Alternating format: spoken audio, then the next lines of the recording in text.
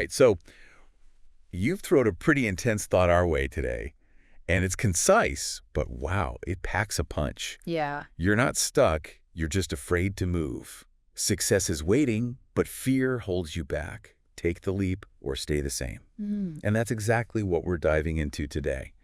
See, you're clearly someone who wants to move forward, right? Yeah. Wants to understand how we get held back, how we break free.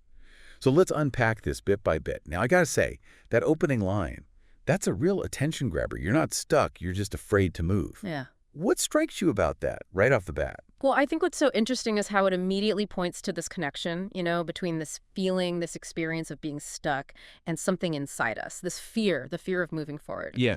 Sometimes we think, oh, it's these external circumstances, these roadblocks, but maybe, just maybe, it's more about what's going on in our own heads. It's almost like that comfort zone, right? It might not be the best place to be, but it's familiar. Right. It feels safe. And anything outside of that, well, that feels risky. Absolutely. And thinking about our listeners, they're all about learning, about Yeah. growth. Yeah. So how does this fear of moving, how does it show up for them, in their everyday lives? Is it that hesitation to actually use a new strategy they've learned? Mhm. Or maybe putting off starting a project, even though they have all the info they need? You hit the nail on the head there. And then, that next part of the text, success is waiting. It's almost like this promise, like, hey, there's something good out there, but it also makes us think, okay, what does success even mean to me? Is it hitting a specific target? Is it just feeling like you've achieved something? Or is it something else entirely? And I think figuring that out, what success really means to you, that can shed light on the fears that might be stopping you from going after it. And it raises this really interesting question. Is this waiting success something you just passively receive? Okay. Or do you have to actively move towards it, confront those fears head on? That's the big question, isn't it? And that brings us to this idea of the leap, this leap we need to take to reach that success that's supposedly just waiting for us, but doesn't really tell us how big that leap needs to be, does it? What kind of leap do you think this text is hinting at? For someone who feels stuck, does it have to be this massive life-changing thing? I don't think so. I mean, the real power of this message, it's in the idea that even those small, deliberate actions, they can break you out of that fear paralysis. It's almost like instead of diving headfirst into the deep end, you're just dipping your toes in the water first. Right.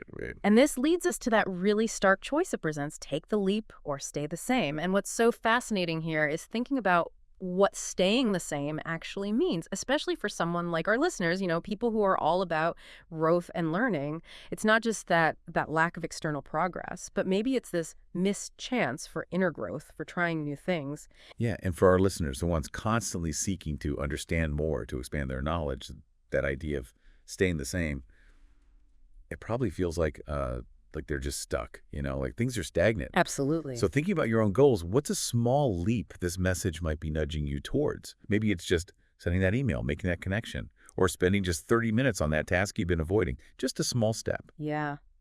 You see, this choice, it's presented in such a direct way, almost like it's black and white, but it really highlights the power we have, the agency we have to choose.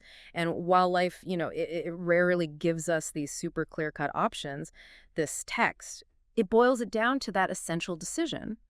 Will fear control us, keep us from acting, or will that desire for that waiting success be enough to push us forward? And as you can imagine, the consequences of each choice, they're huge. They're really shaping our paths. Absolutely. It seems like the main message here is that feeling stuck, it might not be about your circumstances, but more about this internal resistance, this fear of the unknown or the effort it takes to actually make a move. Yeah. And the key is recognizing that and then choosing to act, even if it's a tiny step. Exactly. So, at the end of the day, thinking about these few powerful lines, it really encourages us to look inward, to really examine what's holding us back. What's that one small thing you can do, that little leap, that might just start to unlock whatever success means to you? If you really think about it, maybe the answer is closer than you think. Something to ponder, isn't it? Definitely. Thanks for joining us on this deep dive. It's been a pleasure.